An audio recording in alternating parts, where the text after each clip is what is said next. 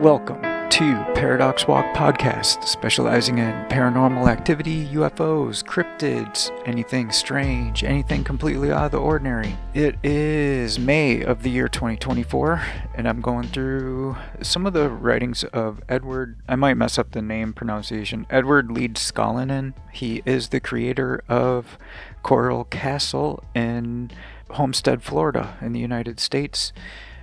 He's moved bricks, or not even bricks, just large stones, some that are larger than the stones found in the Great Pyramids of Egypt. Somehow he transported them only using a pickup truck, and somehow he built an amazing structure right in his yard. This can be toured and seen today. Last episode, I promised I would read some of his writings when I went to college. I got a computer tech degree, and they make you study electricity and just go through a basic electricity course. Something that I asked my instructor, one day we were working with some plugs that go into the wall, and he was explaining how electricity moves.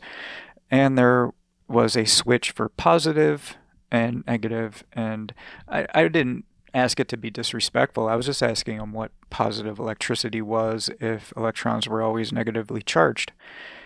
And he mentioned it might be protons. But if you look what the weight of a proton is, it is something over 1,000 times the mass of an electron, and these move at the speed of light. And all my life I was told that if something has mass, it can't move at the speed of light. So what is going on?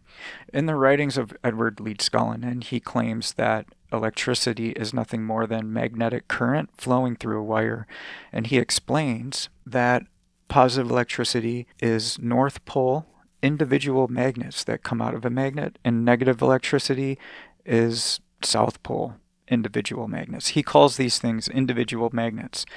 And they are a basic force, and they are not what, electrical, people working with electricity. They might, go to school and learn how to fix something and, know how amperage and all that stuff works. But the actual individual force is explained really well in his writings here.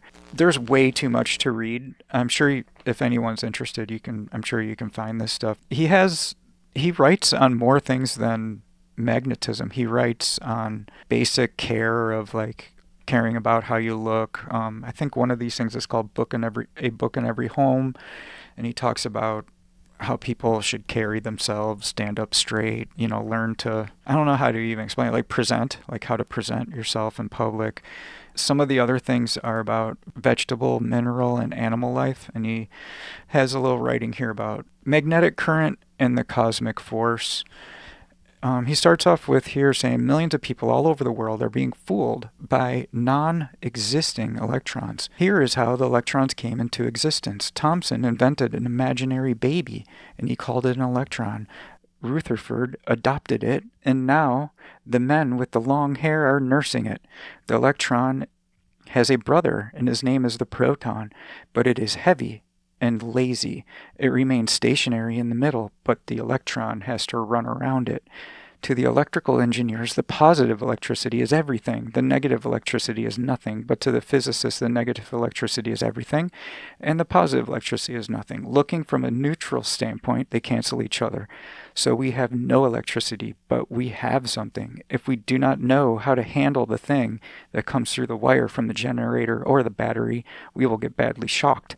Read the booklet Magnetic Current, and you will know what the thing is and the way it runs through a wire.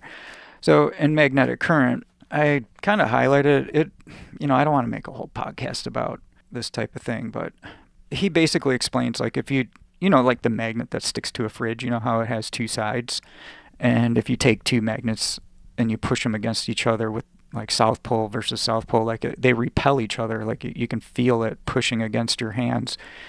He claims that what electricity really is when you take these magnets, because if you think about it, every electric generator either is acid melting metal or something like that reaction, or magnets spinning with copper around it, and the copper is grabbing the magnetism from magnets like a windmill.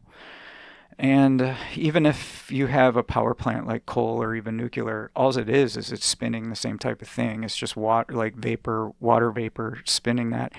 And to make a long story short, he's claiming like that energy inside the magnets are going through the copper, and then the north and the south pole, when you complete a circuit, they run against each other in a swirling pattern.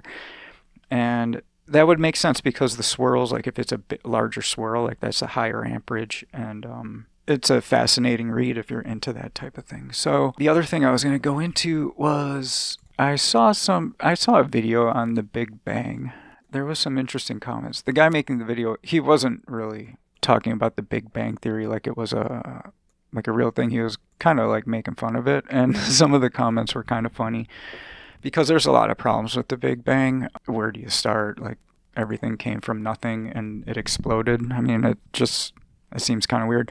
And then the first thing I would ask, hey, one of the laws of thermodynamics is energy can't be created or destroyed. So he broke the first one right there. And then the second thing they say is when the Big Bang exploded, it was super hot and then it cooled down. Where did the heat go?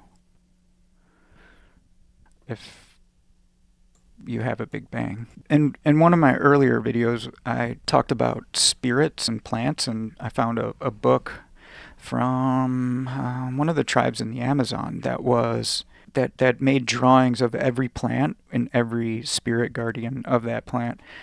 And then I saw this comment about this person was talking about how they started looking into seeds and how strange it is to think about how a seed works and what a seed does. They start getting into, how ridiculous the Big Bang Theory is, and then all things explode, right? Is this commenter's, like, one of the first things they say is all things explode from seed.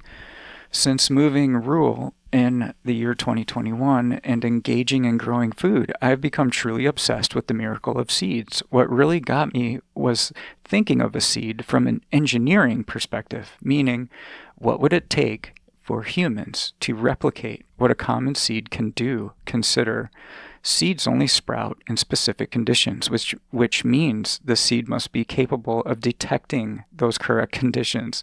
This, in and of itself, is a bit mind-blowing. The entire DNA or data required to produce the correlating plant all exists within that tiny seed, sometimes as small as a grain of sand. Some plants only produce new seeds on their second year in the ground, which means the seed must carry the data and sensors required to know it has been in the ground for 2 seasons, and that it is time to produce new seeds. Imagine humans attempting to produce such a marvel as an everyday seed. Impossible. The seed reveals the obvious truth of an engineered creation, ecosystems that constantly find their own perpetual balance via waves of death and rebirth, all of which requires the miracle of seed. I thought that was a brilliant comment. This thing, the size of a grain of sand, has invisible sensors? Like, how are these seeds detecting that it's been buried in the dark, but outside of that darkness, 2 years went by? That's just if you think about that, is it always watching? Is it always listening? Or is there something more like a spirit attached to these plants? And then you start getting into how many times, like, just me looking at, like, doing this silly podcast, like, I've heard 3 stories now of people hearing plants, like, either scream or make a noise of some kind that sounds like vocalization. Like, you start to wonder, like, I think these things are way more alive than we give them credit for.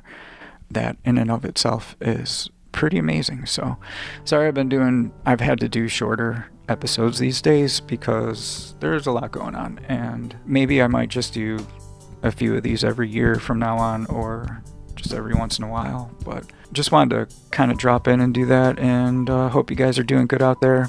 My Patreon is patreon.com/ParadoxWalk, and if you are interested in the music, it's Downbeat 88. The opening track is called The Dark, and the ending track is called Moment of Peace. And hope you guys are doing good out there. Have a good day. Bye.